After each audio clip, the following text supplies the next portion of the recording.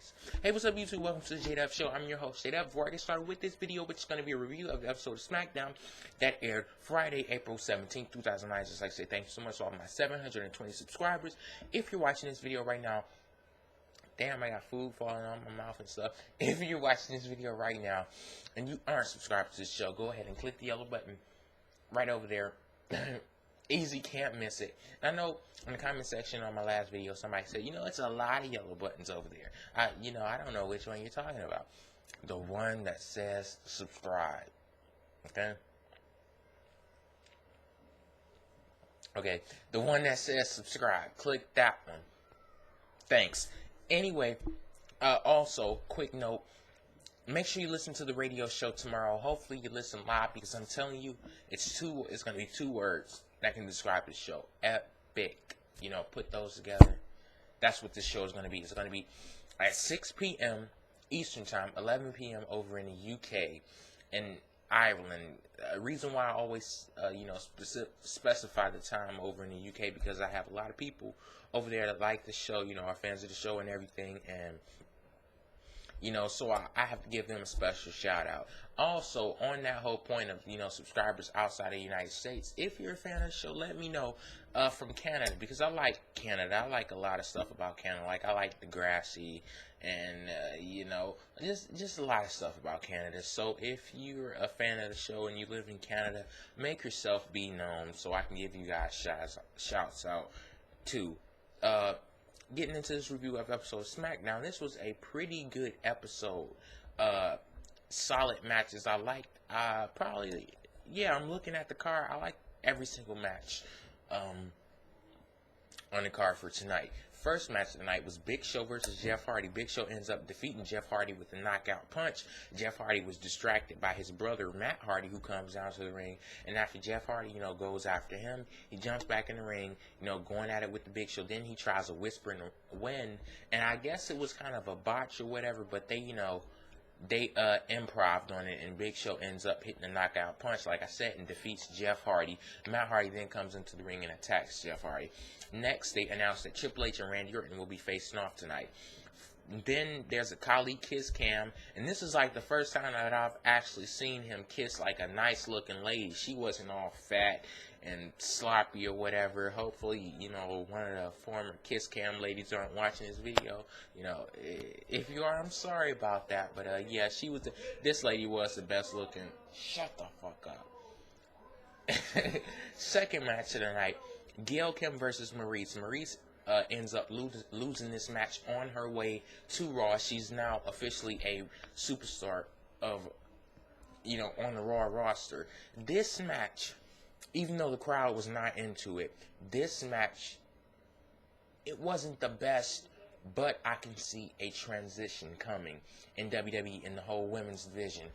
When they were there, whatever way they were before, some people say sucky, I'll somewhat agree to that. But with the addition of Gail Kim and the twisting up of these rosters, I can see a change coming. And it's kind of rocky right now because it's in a transition. But I'm going to tell the people from WWE, I know you guys watch my videos because, like I've said before, it's things that I said on these videos that, I didn't get any spoilers from or anything. And then, the next week, there you go doing it on TV. Or there you go saying it on TV. Chris Jericho,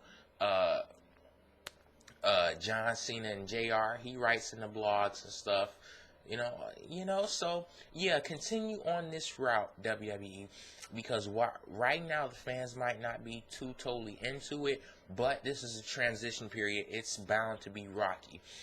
What I liked about this match, they actually got a little bit hardcore in it. Maryse, Gail Kim, they got outside the ring. Maryse, she did an Irish whip on Gail Kim, ran her right into the into the ring apron. That was, I'm starting to like to see this little change that's coming in the Divas division.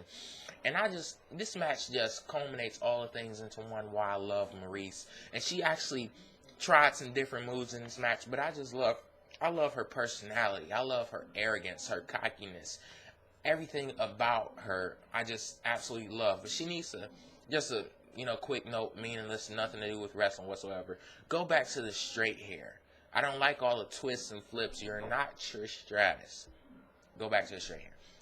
Anyway, back to the show. Third match tonight, John Morrison defeats R-Truth. This was with the Moonlight Drive. This was a very good match. John Morrison has two good matches under his belt this week on ECW. He had a match with Evan Bourne. If you have not seen this match, I want you to go see that match. It was high impact, high octane, high pace throughout the whole match. It was a great match, but this match was also good. Fourth match tonight, Undertaker versus Shelton Benjamin. Great match. The three matches that they've had against each other, I think they were all this year.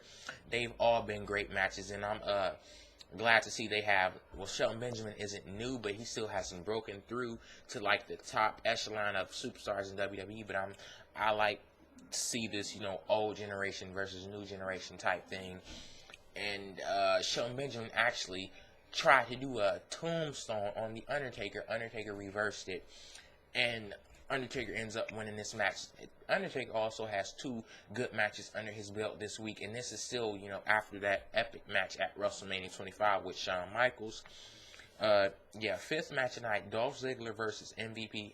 Dolph Ziggler actually beats MVP, and this is like the second time in the night you have a champion that is leaving your show, that you basically have them leave with a loss on their record. It is the same thing with Maryse earlier in the night. So MVP, he's on his way to Raw also with the United States Championship. Dolph Ziggler wins this match with a roll-up pin. He had the tights and everything, and after the match, he introduces himself, MVP. I'm Dolph Ziggler. This match was a pretty good match also. I want to see what they're going to do with Dolph Ziggler on SmackDown. Now that, they've cleared a couple of people out, he might have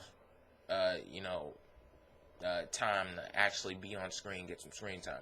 Sixth and final match of the night, Batista versus Ted DiBiase Jr. Batista ends up winning this match. It was a pretty good match. We actually got to see a little bit of a lot of Ted DiBiase, because basically he just plays a role of being Randy Orton's lackey, Randy Orton's bitch, and it's nice to see him step out on his own and actually have the spotlight with Randy Orton nowhere to be seen. And that was a good thing, because he showed some athleticism in this match. He worked on Batista's, legs throughout the whole match, and he actually, was in control for most of the match. But Batista ends up getting a win in the end. It was a pretty good match. This was a pretty good episode of SmackDown. That's where I'll end this video. Make sure you tune in to the show tomorrow. We're going to be talking about Lethal Letdown. We're going to be talking about Raw, Backlash, a whole lot of stuff, and one big surprise. Like I said, if it goes off like everything is being planned for it to go off, this will be epic. Tune in. Peace out.